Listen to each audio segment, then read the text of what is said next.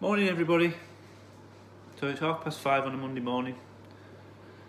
Been awake about an hour. Probably went to sleep about 12ish. So a lot on my mind. No, I'm not a high-powered businessman. Not a prime minister. Can't thrive on 2 or 3 hours. Will have its detriment to me later on. But this is a part of being on the spectrum. This is part of being neurodiverse. This is part of being Asperger, ASD, autistic, ODD, PDA, whatever you want to call it. They're all issues that are on the spectrum. They're all conditions, neuro conditions that affect your brain. And unfortunately, your brain is a complex tool. Needs lots of energy, more energy than most of us realise, to be honest. Where does that energy come from? Well, it comes from wherever else you get your energy, your food intake, and it needs inspiration. It needs feeding in terms of information, and that's the problem with being an autistic. This problem with being neurodiverse is that your brain is taking in information. Unfortunately, for a neurodiverse brain, the filters, whether they be conscious filters or subconscious filters, kind of don't work in the same way.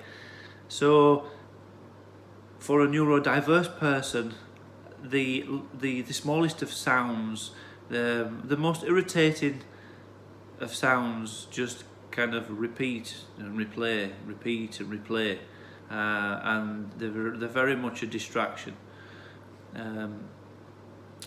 And it's no different for me, and I don't suppose it's any different for many others. It's just that it's how you deal with it and how you cope with it. And sometimes you can deal with it and sometimes you can't. I've seen people that crash. But you've got to understand that you're taking information, your brain takes in a lot of information. And just on a daily basis, you've got the conscious things that you do. So there's the things that you do, like I'm doing this video now. I'm consciously talking. I also know that I'm tired, and there's subconscious information that I'm taking in. And there's a few distractions in here, but not too many. In fact, actually, there's a cuckold. Well, whether you guys can hear it in the background, there's a cuckold, which is kind of like white noise, so it drowns out some of the inconsequential noise. But your brain's ticking over. So I spent most of last night thinking why I got another rejection email for another interview. Is it because, does my autism stand out? Is it too much? Was I too much at interview? And then once I go over the rejection side, which you don't really get over, because you kind of think, well, I'm just trying to be me but not be me, because I'm trying to fit in, so I'm trying to develop coping mechanisms. So then I get to think about my current job and what about my current job that I like or I dislike. And there are certain things that I know I can't change in my current job, and there are things in my current job that won't change. Even though I work in a caring environment, unfortunately, employers are, the 40 years behind in terms of neurodiversity, and the fact that it's in the limelight this month. It's Autism Awareness Week. Or employees are still, they're not with it. It's called neurodiversity. It means that we're all different, and there are a lot of us out there. So anyway, I've gone off topic there a little bit. I've gone a little bit political because it kind of irritates me a little bit, especially when I read things around neurodiversity. And tiredness is a main one. I mean, why do autistics get tired? Well, because you're taking in information subconsciously, consciously. Your body takes in information. You're hungry, you want to eat. That's interoception. You've got proprioception, you've got vestibular, so you pick up on magnetic fields, and you pick up on your environment. Whether it's cold or it's very subtle changes to your environment that you pick up on. Subconscious information, someone talking, or you hear someone, little bits of information. Then there's the sensory information that you're taking in, and I've obviously talked about talking and proprioception, but visually, you know, your eyes are taking in lots of information. I mean, some days I wish I could just walk around with my eyes closed, because, you know, the light or just the information. Yeah, just somebody to read your emails at work instead of having to physically do it, because sometimes that's difficult. And speak. Sometimes I talk a lot, and sometimes I don't want to talk. So all them things are really, really taxing and challenging, and that makes me tired. And the way that I cope with it, or I've always coped with it, is by being physical, is by doing physical tasks, getting up and doing things.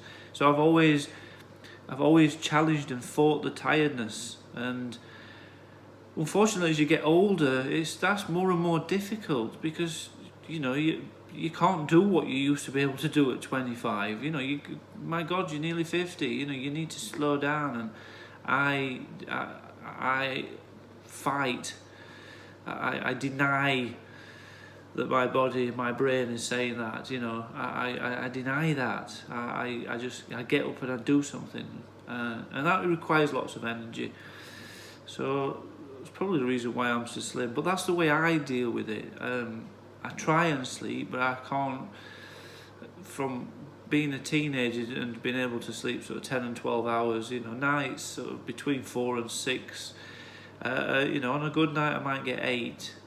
And I do sometimes feel like I could do a nap in the afternoon, but you can't do that all the time. So there's no consistency to that. So, you know, in your own mind you think, I can't do that consistently, so why do it? So I'll find another coping mechanism. So I'll do something physical. I'll go for a walk, and I'll take myself out, or I'll make some excuse. Go and make yourself a coffee, which is all right, but you don't want to drink too many of them, too much caffeine in your system, and then the next night you're just back to square one. How do I sleep now through all this caffeine? So, yeah, it's a bit of a rant, this one today, but it's energy levels and how you deal with it. And, you know, there isn't a right and wrong way. I mean, you know, some of us eat, some of us crash, some of us have a little nap, some of us will, you know, just do something physical, have a fiddle about with something, you know, find a sensory toy, do a little bit of stimming. Sometimes I think, you know, play games and things, just something to distract you from the tiredness.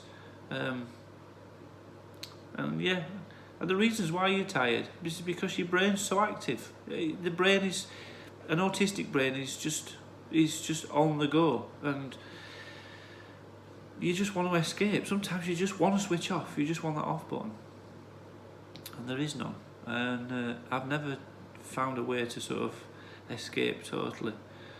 So I'm going to leave that one there. So thanks to Melissa. Shout out to our Baz if he's out there, and Penelope and anyone else that subscribes and watches the videos. And yeah, I shall do another one. Maybe not this week, because I think sometimes it gets a bit too much, but I might do. It depends. I might just have a rant, a proper rant tomorrow about how I feel. In fact, I tell you what, I'm going to do a work one tomorrow. Tomorrow is going to be a work one, just work related. So it might be a 10-minute rant on work and environments. So we'll see how that goes. But today's were energy levels. So I hope you can understand a little bit about where I'm coming from, and from an autistic perspective. Hope that explains it. Anyway, catch you later, guys. Have a good one.